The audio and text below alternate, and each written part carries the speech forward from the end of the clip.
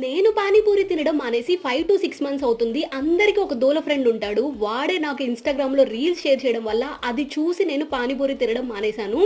పానీపూరి బండి దగ్గరికెళ్తే చాలు అక్కడ ఉన్న పరిశుభ్రతే నాకు వినిపిస్తది, కనిపిస్తది. సో, తినడం కంప్లీట్ మానేశాను. ఎమర్జెన్సీ కిట్‌లు, హెల్త్ ఫస్ట్ ఎయిడ్ కిట్‌లు ఉంటాయి చూసారా? అలా ఈ పానీపూరి కిట్ అయితే చూసాను. సో, అందులో papad and 3 types of powders ఉన్నాయి. నేనైతే మాది ఆ రోజు బంగాళదుంప కూర. సో, ఆ బంగాళదుంపలు కొన్ని తీసేసుకొని ఉప్పు, కారము, ఆనియన్స్ ఏసేసి ఆ పప్పునైతే సెట్ చేసేసా అలాగా. ఇక ఈ పౌడర్స్ వచ్చేపాటి ఒకటేమో కొత్తిమీర ఘాటుగా ఉంది. ఇంకోటేమో చింతపండుదనుకుంటా అది కొంచెం పుల్లగా ఉంది. అండ్ థర్డ్‌ది వచ్చేపాటికి స్వీట్.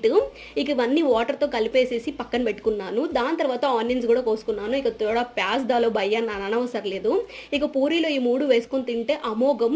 నాకు తెలిసి ఆ పానీపూరి బండి దగ్గరికెళ్ళి వాడు అక్కడ ఇక్కడ చేతులు పెట్టి ఆ పానీలో ముంచి తినేదానికన్నా ఇది చాలా బెస్ట్. మీరు ట్రై చేయండి. వీడియో నచ్చితే లైక్ చేసి సబ్స్క్రైబ్ గైస్. Thank you.